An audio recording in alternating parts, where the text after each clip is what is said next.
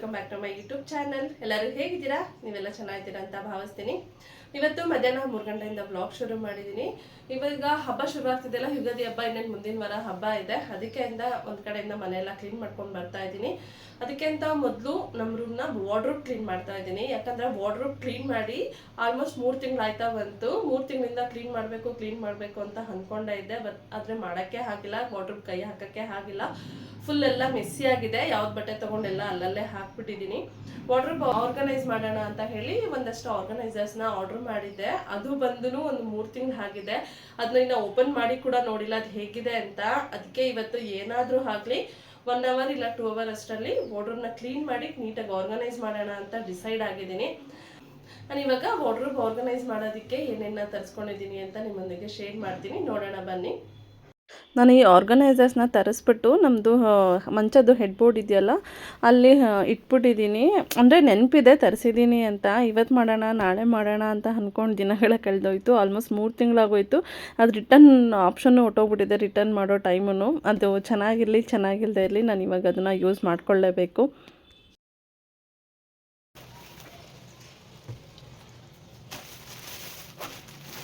ಇಷ್ಟು 3 ಐಟಮ್ನ ತರಿಸಿದ್ದೆ. ಅಂದರೆ ಮೀಶೋಯಿಂದನೇ ಬುಕ್ ಮಾಡಿದ್ದೆ. ಅದು ಇವಾಗ ಹೇಗಿದೆ ಅಂತ ಒಂದೇ ಓಪನ್ ಮಾಡಿ ನೋಡೋಣ.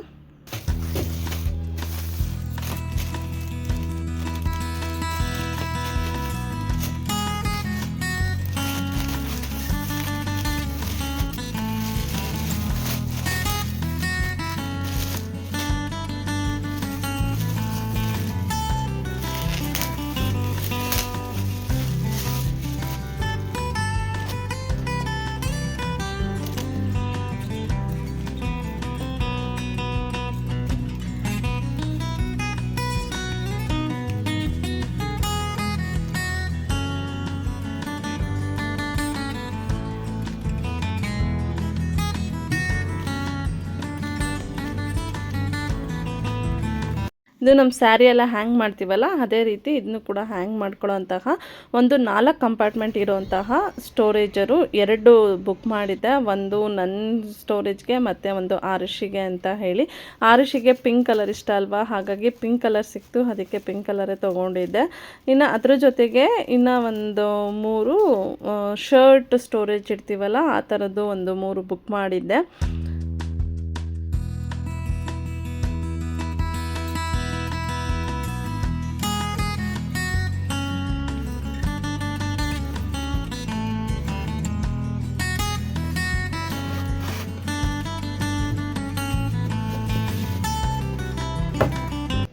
ಇದರಲ್ಲಿ ಬರೀ ಶರ್ಟು ಪ್ಯಾಂಟ್ ಅಲ್ಲ, ನಮ್ಮದು ಸ್ಯಾರಿ ಪೆಟಿಕೋಟ್ಸ್ ಬರುತ್ತಲ್ವ, ಅಂದರೆ ಸ್ಯಾರಿ ಇನ್ನರ್ ವೇರು, ಅದನ್ನು ಕೂಡ ಸ್ಟೋರೇಜ್ ಮಾಡ್ಕೋಬೋದು. ಅದಕ್ಕೆ ಅಂತ ಹೇಳಿ ನನಗೂ ಒಂದು ಅಂತಲೇ ಸೇರಿಸಿ ಬುಕ್ ಮಾಡಿದ್ದೆ.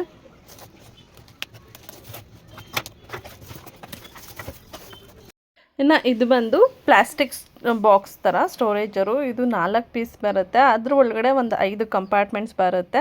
ಇದರಲ್ಲಿ ಕರ್ಚಿಫು, ಸಾಕ್ಸು, ಇಲ್ಲ ನಮ್ಮದೇನಾದ್ರು ಇನ್ನರ್ ವೇರ್ಸು ಅದನ್ನ ಇಟ್ಕೊಳಕ್ಕಾಗುತ್ತೆ ಅಂತ ಇದನ್ನ ಬುಕ್ ಮಾಡಿದ್ದೆ. ಇದು ನಾವು ಕೊಟ್ಟಿದ್ದ ಪ್ರೈಸ್ಗೆ ವರ್ತ್ ಅಂತಲೇ ಅನಿಸುತ್ತೆ. ಇನ್ನು ಇವನ್ನ ಹೇಳಬೇಕಂದ್ರೆ ಇವು ಅಷ್ಟೇ ನಾವು ಕೊಡೋ ಪ್ರೈಸ್ಗೆ ವರ್ತು. ಬಟ್ ಒಂದು ನನಗೇನು ಇಷ್ಟ ಆಗಿಲ್ಲ ಅಂದರೆ ಇದು ಕಾರ್ಡ್ಬೋರ್ಡಲ್ಲಿ ಮಾಡಿದಾರಲ್ವ, ಅದು ಸ್ವಲ್ಪ ಸ್ಮೆಲ್ ಬರುತ್ತೆ. ಏನೂ ಮಾಡೋಕ್ಕಾಗಲ್ಲ. ಇದು ಪ್ಲಾಸ್ಟಿಕ್ದೆಲ್ಲ ತೊಗೊಳ್ತೀವಿ ಅಂತ ಹೇಳಿದ್ರೆ ಅದು ಸ್ವಲ್ಪ ರೇಟ್ ಜಾಸ್ತಿ. ನಮಗೆ ಇದು ಸ್ವಲ್ಪ ಕಮ್ಮಿ ಬೆಲೆ ಅಲ್ವಾ, ಓಕೆ ಅಂತ ಅನ್ನಿಸ್ತು. ಬರೋಷ್ಟು ದಿನ ಬರಲಿ, ಏನೂ ಮಾಡೋಕ್ಕಾಗಲ್ಲ ಅಂತ ಹೇಳಿ ಇದನ್ನೇ ಬುಕ್ ಮಾಡಿ ತೊಗೊಂಡಿದ್ದೆ. ಇದಿಷ್ಟು ನಾನು ಮೀಶೋಯಿಂದನೇ ಆರ್ಡರ್ ಮಾಡಿದ್ದು. Price wise quality wise okay. ನಾವು ಎಷ್ಟು ದುಡ್ಡು ಕೊಡ್ತೀವಿ ಅಷ್ಟೇ ಕ್ವಾಲಿಟಿ ಸಿಗುತ್ತೆ. ಓಕೆ, ಎಷ್ಟು ದಿನ ಬರುತ್ತೋ ಅಷ್ಟು ದಿನ ಬರಲಿ. ಆರ್ಗನೈಸ್ ಮಾಡಿಬಿಟ್ಟು ಹೇಗಿತ್ತು ಅಂತ ತೋರಿಸ್ತೀನಿ ನೋಡಿ. ಫುಲ್ಲು ಮೆಸ್ಸಿಯಾಗಿ ಹೋಗಿದೆ ವಾರ್ಡ್ರೋಬು. ಯಾವ್ದು ಬೇಕಾದ ತೊಗೊಂಡು ಹೆಂಗೂ ಕ್ಲೀನ್ ಮಾಡಬೇಕಲ್ಲ ಅಂತ ಹೇಳಿ ಮತ್ತೆ ಹಂಗೆ ಡಂಪ್ ಮಾಡಿಬಿಟ್ಟಿದ್ದೀನಿ. ಇವಾಗ ನೀಟಾಗಿ ಇದೆಲ್ಲ ಆರ್ಗನೈಸ್ ಮಾಡಬೇಕು. ಇದಿಷ್ಟು ಫುಲ್ಲು ನಂದೇ ಇದೆ. ಇನ್ನು ಈ ಕಡೆ ಬಂದು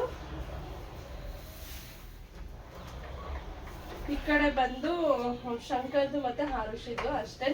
ನನಗೊಬ್ಳಿಗೆ ಸಪ್ರೇಟ್ ಅದು. ಇದು ಸೇರಿ ಇಬ್ರಿಗೂ ಸೇರಿ ಇದು ಒಂದು ಅಷ್ಟೇ. ಇಲ್ಲೂ ಅಷ್ಟೇ. ಇದು ನಮ್ಮ ಹಾರುಷಿ ತೆಗ್ದು ಅವಳ ಫುಲ್ಲು ಮೆಸ್ಸಿ ಮಾಡಿದ್ದಾಳೆ. ಇಲ್ಲೂ ಅಷ್ಟೇ ಫುಲ್ಲು ಎಲ್ಲ ಮೆಸ್ಸಿ ಆಗಿದೆ. ಬೆಳ್ತಿರೋದು ಎಲ್ಲ ಯೂಸ್ ಮಾಡ್ತಿರೋದು ಎಲ್ಲ ಇಟ್ಬಿಟ್ಟಿದ್ದೀವಿ. ಅದಕ್ಕೆ ಯೂಸ್ ಮಾಡ್ತಿರೋದೆಲ್ಲ ತೆಗೆದ್ಬಿಟ್ಟು ಇವಾಗ ನೀಟಾಗಿ ಆರ್ಗನೈಸ್ ಮಾಡಬೇಕು. ಫಸ್ಟು ನಾನು ನನ್ನ ಕಬೋರ್ಡ್ನ ಕ್ಲೀನ್ ಮಾಡ್ಕೊಳ್ತೀನಿ.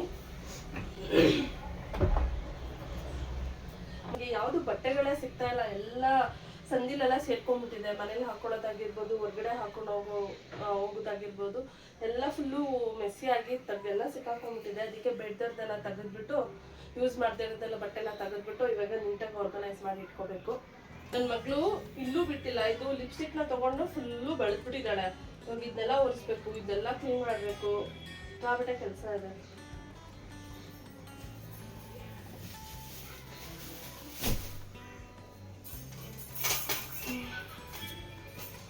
ಇವಾಗ ಸದ್ಯಕ್ಕೆ ಹಾಕೊಳ್ದಿರೋ ಸೀರೆಗಳನ್ನು ಅಷ್ಟೇ ಬೇರೆ ಕಡೆ ಎತ್ತಿರ್ಬೇಕು.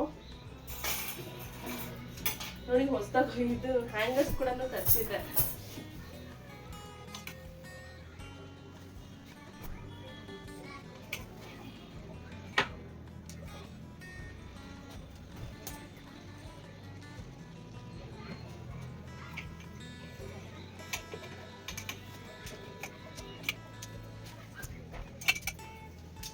ಆಕ್ಚುಲಿ ನನ್ನ ಹತ್ರ ಇರೋ ಸೀರೆಗಳು ಒಂದು 15-16 ವರ್ಷದಿಂದ ಸೀರೆ ಎಲ್ಲ ಇಟ್ಕೊಂಡಿದ್ದೀನಿ ನಾನು. ಆಕ್ಚುಲಿ ಇದೆಲ್ಲ ನನ್ನ ಮದುವೆ ಮುಂಚೆ ಸೀರೆಗಳಿವೆಲ್ಲ. ಆಲ್ಮೋಸ್ಟ್ ಈ ಸೀರೆಗೆಲ್ಲ ಹಾಯೆಸ್ಟ್ ಬಂದು ಒಂದು 18 ವರ್ಷ ಆಗಿರ್ಬೋದು, 18-20 ವರ್ಷ ಕಾಲೇಜ್ ಟೈಮಲ್ಲಿ ತೊಗೊಂಡಿದ್ದಿದ್ದು ಸೀರೆಗಳಿವು. ಇದೂ ಅಷ್ಟೇ ಅಮ್ಮ ಕೊಡ್ಸಿದ್ದು. ನಂಗೆ ಬಟ್ಟೆ ಎಲ್ಲ ಹಾಳು ಮಾಡೋಕೆ ಇಷ್ಟ ಆಗಲ್ಲ, ಚೆನ್ನಾಗಿರುತ್ತಲ್ವಾ, ಉಟ್ಕೋಬೋದು ಅಂತ ಇಟ್ಕೊಂಡಿದ್ದೀನಿ. ಇನ್ನು ಇದರಲ್ಲಿ ಇದು ಅಷ್ಟೇ, ಇದು ನಮ್ದು ಗ್ರಾಜುಯೇಷನ್ ಡೇಗೆ ಕಾಲೇಜಿಂದ ಕೊಟ್ಟಿದ್ದ ಸೀರೆ. ಅಂದ್ರೆ ಎಲ್ಲರೂ ಒಂದೇ ತರ ಹುಟ್ಕೋಬೇಕಲ್ವಾ, ಆ ಟೈಮಲ್ಲಿ ಕೊಟ್ಟಿದ್ದ ಸೀರೆ. ಇದು ಚೆನ್ನಾಗಿದೆ, ಇದು ಹಾಗೆ ಇಟ್ಕೊಂಡಿದ್ದೀನಿ. ಎಲ್ಲರೂ ಕಳ್ದಾಕೊಂಡ್ಬಿಟ್ಟಿದ್ದಾರೆ, ಅದೇ ನಾನು ಮಾತ್ರ ಹಾಗೆ ಇಟ್ಕೊಂಡಿದ್ದೀನಿ. ಇದು ನಮ್ಮ ಗ್ರಾಜುಯೇಷನ್ ಡೇ ಸ್ಯಾರಿ. ಅಂದ್ರೆ ಇದು ಯಾವುದು 2011 ಇಸ್ವಿನಲ್ಲಿ ತಗೊಂಡಿದ್ದು. ಇಲ್ಲಿವರೆಗೂ ಇಟ್ಕೊಂಡಿದ್ದೀನಿ. ಇನ್ನೊಂದು 15-18 ವರ್ಷದಿಂದ ಸ್ಯಾರಿ ಅನ್ಕೊತೀನಿ ನಾನು. ಇವಾಗ ಎಷ್ಟು 26 ಅಲ್ವಾ, 2011 15 ವರ್ಷದ ಸ್ಯಾರಿ ಅದು. ಇವು ಅಷ್ಟೇ, ಇವು ಎಲ್ಲ ನನ್ನ ಮದುವೆ ಮುಂಚೆ ಸ್ಯಾರೀಸು. ಆಲ್ಮೋಸ್ಟ್ ಅದೆಲ್ಲ ಎಲ್ಲ ಒಂದು 5 ವರ್ಷ 6 ವರ್ಷ 10 ವರ್ಷ ಸೀರೆಸ್, ಹಳೇ ಸ್ಯಾರಿ. ಅವಾಗ ಕಾಲೇಜ್ ಟೈಮಲ್ಲೆಲ್ಲ ಉಟ್ಕೊಳ್ತಿದ್ವಲ್ಲ, ಆ ಸ್ಯಾರಿಗಳನ್ನು ಹಾಗೆ ಇಟ್ಕೊಂಡಿದ್ದೀನಿ.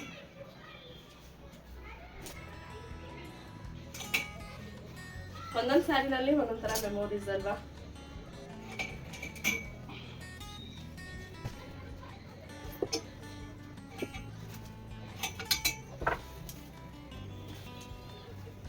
ಇನ್ನ ಒಂದಷ್ಟು ಸ್ಯಾರಿ ಸಿಕ್ತು, ಅದನ್ನ ನಾನು ಬೇರೆಯವ್ರಿಗೆಲ್ಲ ಕೊಟ್ಬಿಟ್ಟೆ. ನಾನು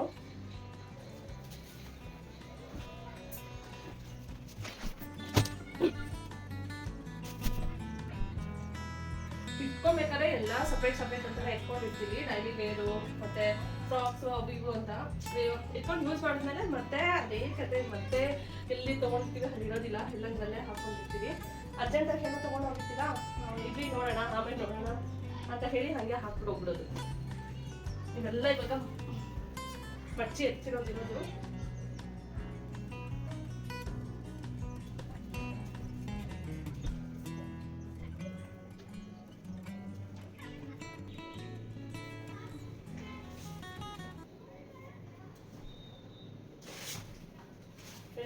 ಒಂದು ಪಾರ್ಸಲ್ ತರಿಸ್ಕೊಂಡಿದ್ದೆ, ಇದನ್ನ ತಗೊಂಡು ಸಂಜೆಲಿ ಹಾಕ್ಬಿಟ್ಟಿದ್ದೀನಿ. ಹುಡ್ಕೆ ಸಾಕಾಯ್ತು, ಸಿಗ್ಲೇ ಇಲ್ಲ.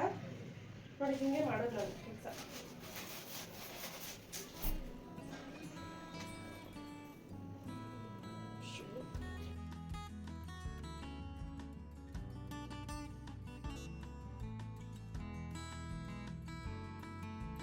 ಡೈಲಿ ವೇರು ಜೀನ್ಸು ಮತ್ತೆ ಕೆಲವೊಂದು ಹಾಕ್ದಿರೋದೆಲ್ಲ ಕೆಳಗಡೆ ತಳ್ಬಿಟ್ಟಿದ್ದೆ. ಮತ್ತೆ ಇಲ್ಲ ಜರ್ಕಿನ್ಗಳೆಲ್ಲ ಇಲ್ಲೇ ಇಟ್ಕೊಂಡಿದ್ದೆ.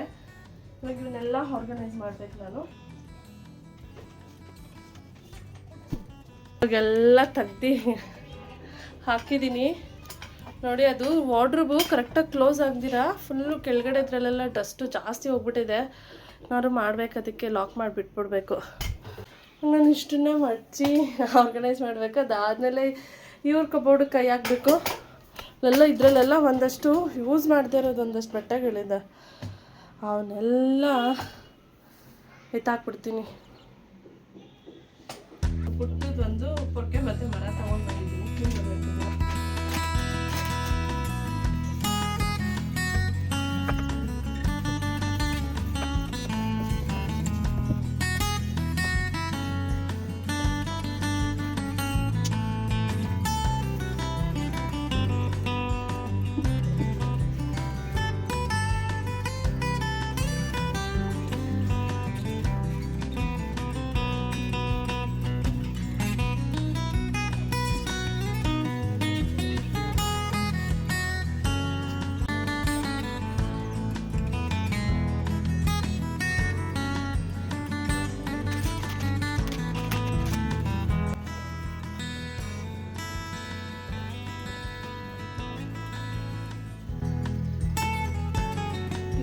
ಕರೆಂಟು ಹೋಗ್ತಾನೆ ಏನಪ್ಪ.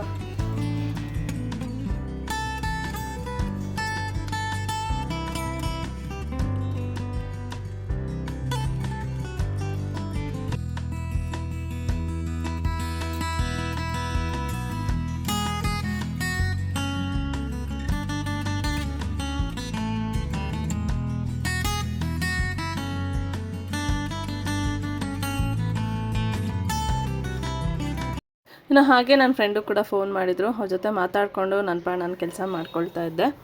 ಕೆಲವೊಂದು ಸಲ ಕೆಲಸ ಮಾಡ್ಬೇಕಾದ್ರೆ ಬೋರ್ ಆಗುತ್ತಲ್ವಾ, ಎಷ್ಟು ಕೆಲಸ ಮಾಡಿದ್ರು ಕೆಲಸ ಮುಗಿತಾ ಇಲ್ಲ ಅನ್ನೋ ಟೈಮಲ್ಲಿ ನಮ್ಮ ಫ್ರೆಂಡ್ಸ್ ಯಾರು ಫ್ರೀ ಆಗಿದ್ರು ಅಂದರೆ ಅವ್ರಿಗೆ ಕಾಲ್ ಮಾಡಿಬಿಟ್ಟು ಇಯರ್ಫೋನ್ ಹಾಕ್ಕೊಂಡು ಮಾತಾಡಿಕೊಂಡು ಕೆಲಸ ಮಾಡ್ಕೊಳ್ತಾ ಇರ್ತೀನಿ. ಇವಾಗ ಕೆಲಸ ಮಾಡ್ದಂಗೂ ಒಂದ್ಸಲ ಫ್ರೆಂಡ್ ಜೊತೆ ಮಾತಾಡಿಕೊಂಡು ಬೇಗ ಬೇಗ ಕೆಲಸನೂ ಮುಗಿಸ್ಕೋಬೋದು.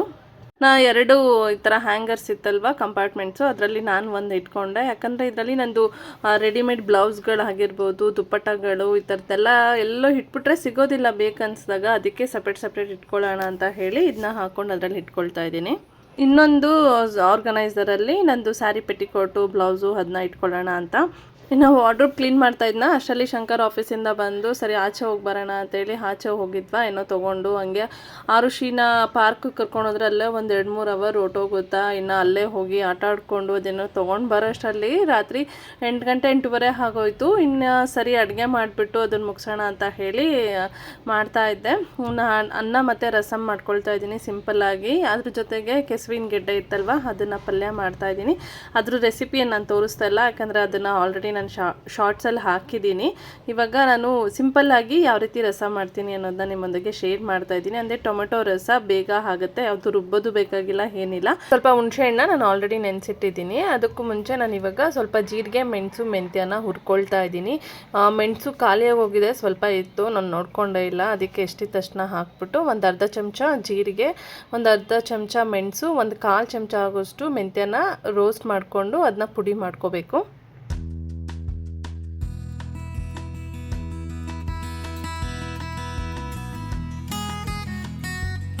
ನಾನು ಈ ಸಲ ಕುಟ್ಟಾಣಿನೆಲ್ಲ ಹಾಕ್ಕೊಂಡು ಪುಡಿ ಮಾಡ್ಕೊಳ್ತಾ ಇದ್ದೀನಿ. ಈ ಥರ ಕುಟ್ಟಾಣಿ ಕುಟ್ಬಿಟ್ಟು ಹಾಕಿದ್ರೆ ಅದೊಂಥರ ಟೇಸ್ಟ್ ಇರುತ್ತೆ. ಇಲ್ಲ ಜಾಸ್ತಿ ಮಾಡಿಕೊಂಡು ಮಿಕ್ಸಿನಲ್ಲಿ ಕೂಡ ಪೌಡರ್ ಮಾಡಿ ಇಟ್ಕೊಬೋದು. ಅದನ್ನ ಪುಡಿ ಮಾಡಿ ಸೈಡ್ಗಿಟ್ಟು ಇವಾಗ ಇನ್ನೊಂದು ಪಾತ್ರೆಗೆ ಸ್ವಲ್ಪ ಎಣ್ಣೆ ಹಾಕ್ಬಿಟ್ಟು ಸಾಸಿವೆ, ಹಿಂಗು, 1-2 ಒಣಮೆಣಸಿನ್ಕಾಯಿ, ಸ್ವಲ್ಪ ಶುಂಠಿ, ಕರಿಬೇವಿನ ಸೊಪ್ಪು, ಒಂದು ಅರ್ಧ ಗೆಡ್ಡೆ ಅಷ್ಟು ಬೆಳ್ಳುಳ್ಳಿನ ಜಜ್ಜಿಬಿಟ್ಟು ಹಾಕ್ಕೊಳ್ತಾ ಇದ್ದೀನಿ. ಅದ್ರ ಜೊತೆಗೆ ಒಂದು 2 ಹುಳಿ ಟೊಮೆಟೊನ ಸಣ್ಣದಾಗಿ ಕಟ್ ಮಾಡಿಬಿಟ್ಟು ಅದನ್ನೂ ಹಾಕ್ಕೊಂಡು ಚೆನ್ನಾಗಿ ಫ್ರೈ ಮಾಡ್ಕೋಬೇಕು. ನಾನು ಇಲ್ಲಿ ಹುಳಿ ಟೊಮೆಟೊ ತೊಗೊಂಡಿರೋದ್ರಿಂದ ನಾನು ಹಾಗೆ ಡೈರೆಕ್ಟಾಗಿ ಹಾಕ್ಕೊಳ್ತಾ ಇದ್ದೀನಿ. ಇನ್ನೊಂದು ಫಾರಮ್ ಟೊಮೆಟೊ ಬರುತ್ತಲ್ಲ, ಅಂದರೆ ಜಾಮೂನ್ ಟೊಮೆಟೊ, ಅದನ್ನ ಬೇಕಾದ್ರೆ ಮಿಕ್ಸಿಗೆ ಹಾಕ್ಬಿಟ್ಟು ಒಂದು ರೌಂಡ್ ಗ್ರೈಂಡ್ ಮಾಡಿಕೊಂಡು ಅದನ್ನ ಕೂಡ ಹಾಕೋಬೋದು. ನಾನು ಹುಳಿ ಟೊಮೆಟೊನೇ ಯೂಸ್ ಮಾಡೋದು, ಅದು ರೇರು ತೊಗೊಂಡು ಬರೋದು. ಇವಾಗ ಕಟ್ ಮಾಡಿರೋಂತಹ ಟೊಮೆಟೊ ಹಾಕ್ಬಿಟ್ಟು ಅದಕ್ಕೆ ಸ್ವಲ್ಪ ಅರಿಶಿನ, ಉಪ್ಪು ಹಾಕ್ಬಿಟ್ಟು ಫ್ರೈ ಮಾಡ್ಕೊಳ್ತಾ ಇದ್ದೀನಿ.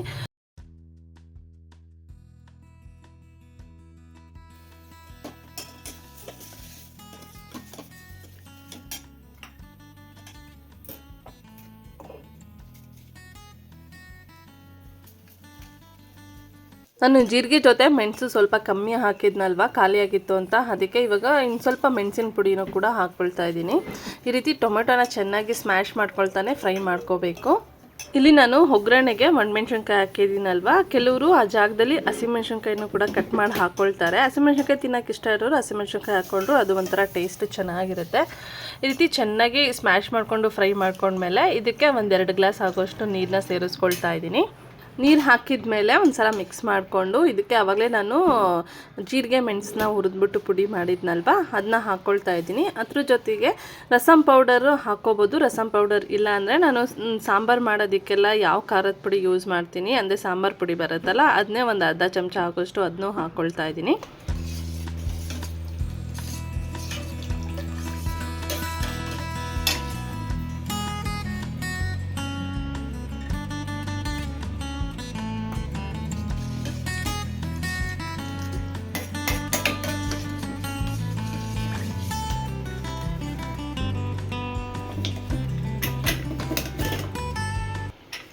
ಒಂದ್ಸಲ ಚೆನ್ನಾಗಿ ಕುದ್ದಿದ್ದಾದ್ಮೇಲೆ ಉಪ್ಪು ಖಾರ ನೋಡ್ಬಿಟ್ಟು ಲಾಸ್ಟಲ್ಲಿ ಸ್ವಲ್ಪ ಕೊತ್ತಂಬರಿ ಸೊಪ್ಪು ಹಾಗೆ ಹುಣಸೆ ರಸನ ಬಿಟ್ಕೊಂಡ್ರೆ ರಸಮ್ ರೆಡಿ ಆಗುತ್ತೆ. ಈ ರಸಮ್ ತುಂಬ ಚೆನ್ನಾಗಿರುತ್ತೆ, ನಮ್ಮ ಶಂಕರ್ಗೆ ಇಷ್ಟ, ಅವಾಗವಾಗ ಮಾಡ್ತಾ ಇರ್ತೀನಿ.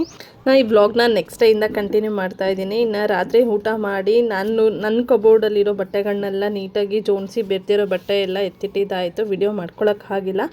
ಇನ್ನು ನೆಕ್ಸ್ಟ್ ಡೇ ಎಲ್ಲ ಕೆಲಸ ಮುಗಿಸಿ ಮಧ್ಯಾಹ್ನದಿಂದ ಮತ್ತೆ ವ್ಲಾಗ್ ಕಂಟಿನ್ಯೂ ಮಾಡ್ತಾ ಇದ್ದೀನಿ. ಈ ಕಡೆ ಕಬೋರ್ಡ್ ಕೆಲಸನೂ ಮುಗಿಸ್ಬಿಡೋಣ ಅಂತ.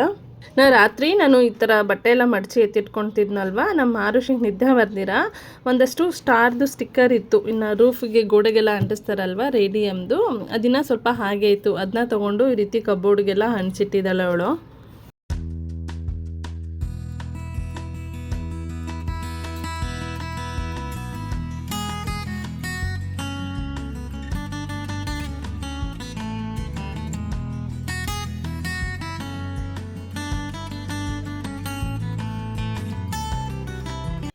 ನಮ್ಮ ಆರುಷಿ ಬಟ್ಟೆಗಳ ಕಬೋರ್ಡಲ್ಲಂತೂ ಅವಳು ಯಾವ್ದಾರ ಬಟ್ಟೆ ಬೇಕು ಅಂದ್ರೆ ಎಲ್ಲ ತೆಗಿತಾಳಲ್ವ, ಎಲ್ಲ ಬಿದ್ದೋಗುತ್ತಲ್ಲ, ಆ ಟೈಮಲ್ಲಿ ಮತ್ತೆ ಮಡ್ಚೋಕ್ಕಾಗ್ದಿರ ಹಾಗೆ ಎಲ್ಲ ಡಂಪ್ ಮಾಡಿಬಿಟ್ಟಿದ್ವಿ. ಇನ್ನು ಆ ಹೊರಗಡೆ ಹೋದಾಗೆಲ್ಲ ಮಕ್ಳದ್ದು ಏನಾದ್ರು ಬಟ್ಟೆಗಳು ಚೆನ್ನಾಗಿ ಕಾಣಿಸಿದ್ರೆ ತೊಗೊಂಡು ಬಂದಿರ್ತೀವಲ್ಲ, ಅಂದರೆ ನಾವು ತೊಗೊಂಡು ಬಂದರೆ ಸ್ವಲ್ಪ ದೊಡ್ಡ ಸೈಜೇ ತೊಗೊಂಡು ಬಂದಿರ್ತೀವಿ, ಯಾವಾಗಾರು ಹಾಕೋಕ್ಕಾಗುತ್ತೆ ಅಂತ ತೊಗೊಬಂದು ಅದೇ ಒಂದು ಬ್ಯಾಗಲ್ಲೇ ಹಾಗೆ ಇಟ್ಬಿಟ್ಟಿದ್ದೆ. ಯಾವ್ದಾರ ಹಬ್ಬಗಳು ಬಂದರೆ ನೋಡಿಬಿಟ್ಟು ಅದು ಸೈಜ್ ಆದರೆ ಹಾಕೋಣ, ಮನೇಲೂ ಹಾಕ್ಕೋಬೋದಲ್ಲ ಅವಳು, ಹಿಂಗೆಲ್ಲರ ಹೊರಗಡೆ ಹೋದರೆ ಅವಾಗೂ ಹಾಕೋಕ್ಕಾಗತ್ತೆ ಅಂತ ತೊಗೊಬಂದು ಈ ಥರ ಬ್ಯಾಗಲ್ಲಿ ಇಟ್ಕೊಂಬಿಟ್ಟಿರ್ತೀನಿ. ಇವಾಗ ಅದನ್ನೆಲ್ಲ ತೆಗೆದ್ಬಿಟ್ಟು ನೀಟಾಗಿ ಒಂದು ಕಡೆ ಆರ್ಗನೈಸ್ ಮಾಡಿಡಬೇಕು. ಯಾಕಂದರೆ ಕಣ್ಣಿಗೆ ಕಾಣಿಸ್ತಾ ಇದ್ದರೆ ಬಟ್ಟೆ ಇದೆ, ಹೊಸ ಬಟ್ಟೆ ಇಳಿದು ಹಾಕ್ಬೋದು ಅಂತ ಗೊತ್ತಾಗುತ್ತೆ. ಇಲ್ಲಾಂದರೆ ಏನು ಗೊತ್ತಾ, ಬ್ಯಾಗಲ್ಲಿ ಹಾಕಿರ್ತೀವ, ಬಟ್ಟೆ ಇಲ್ಲ ಅಂತ ಹೇಳಿ ಮತ್ತೆ ಹೋಗಿ ತೊಗೊಂಡು ಬರ್ತೀವಿ, ಹೊಸ ಬಟ್ಟೆ ಮಕ್ಕಳಲ್ವಾ ಹಾಕ್ಕೊಳ್ಳಿ ಮನೇಲೂ ಕೂಡ ಅಂತ. ಅದಕ್ಕೆ ಇವಾಗೆಲ್ಲ ಬ್ಯಾಗಿಂದ ತೆಗೆದ್ಬಿಟ್ಟು ನೀಟಾಗಿ ಒಂದು ಕಡೆ organise ಮಾಡಿಡಬೇಕು.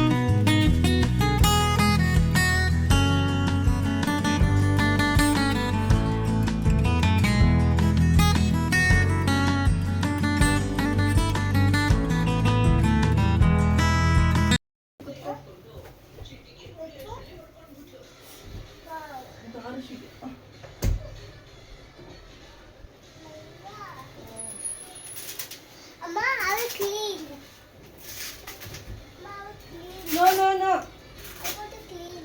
No. Mirror, let's go. Bye. Mirror.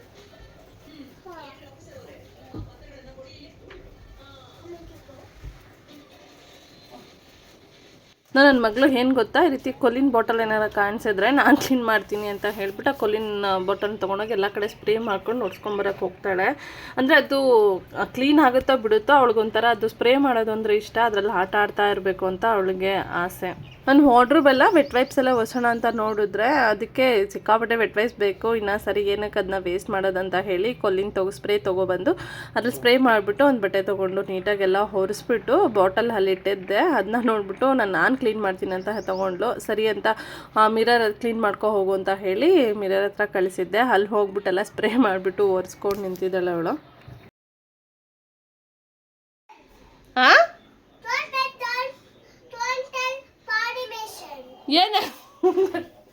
ಏನು ಹಂಗಂದ್ರೆ ಅಲ್ಲಿ ಮೇಲೆ ತೋರಿಸು, ಇಲ್ಲ ಕೊಡಿಲ್ಲ ಇದನ್ನ.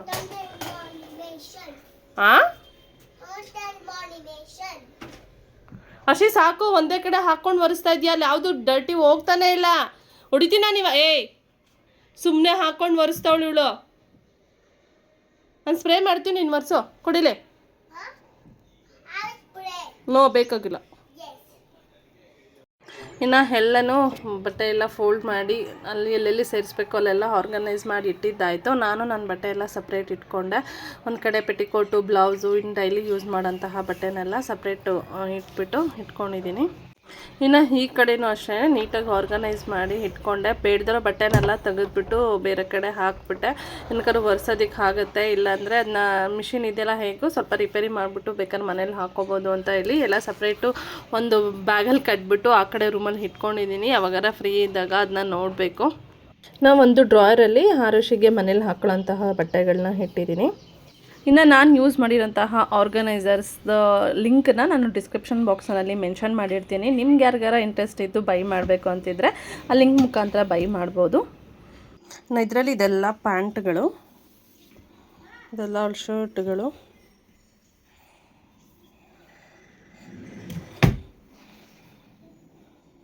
ಇನ್ನು ಶಂಕರ್ದು ಯೂನಿಫಾರ್ಮು, ಡೈಲಿ ವೇರ್ಸು, ಇನ್ನು ಕೆಲವೊಂದು ಅವರು ಡೈಲಿ ಯೂಸ್ ಮಾಡೋಂತಹ ಕೆಲವೊಂದು ಬಟ್ಟೆಗಳನ್ನೆಲ್ಲ ಆ ಕಡೆ ರೂಮಲ್ಲಿ ಹಾಕ್ಬಿಟ್ಟಿದ್ದೀನಿ. ಬೆಳಗ್ಗೆ ಹೊತ್ತು ಆಫೀಸ್ಗೆ ಹೋಗ್ಬೇಕಾದ್ರೆ ಈಸಿಯಾಗಿ ಸಿಗಲಿ ಅಂತ ಅವ್ರು ಬಂದಿನೂ ಇನ್ನರ್ ವೇರ್ಸ್ ಎಲ್ಲ ಆ ಕಡೆ ರೂಮಲ್ಲಿ ಶಿಫ್ಟ್ ಮಾಡಿಬಿಟ್ಟಿದ್ದೀನಿ. ಇವತ್ತಿನ ವಿಡಿಯೋ ಈ ವಿಡಿಯೋ ಇಷ್ಟ ಆಗಿದ್ದಲ್ಲಿ ಲೈಕ್ ಮಾಡಿ, ಹಾಗೆ ಹೇಗಿತ್ತು ಅಂತ ಕಮೆಂಟ್ ಮಾಡಿ, ಹಾಗೆ ನನ್ನ ಚಾನಲ್ನ ಸಬ್ಸ್ಕ್ರೈಬ್ ಮಾಡಿದಿರ ನೋಡ್ತೀರಾ ದಯವಿಟ್ಟು ಸಬ್ಸ್ಕ್ರೈಬ್ ಮಾಡಿ, ಸಪೋರ್ಟ್ ಮಾಡಿ ಅಂತ ಕೇಳ್ಕೊಳ್ತೀನಿ. ಮುಂದಿನ ವಿಡಿಯೋದಲ್ಲಿ ಮತ್ತೆ ಸಿಗ್ತೀನಿ. ಅಲ್ಲಿವರೆಗೂ ಟೇಕ್ ಕೇರ್, ಬಾಯ್.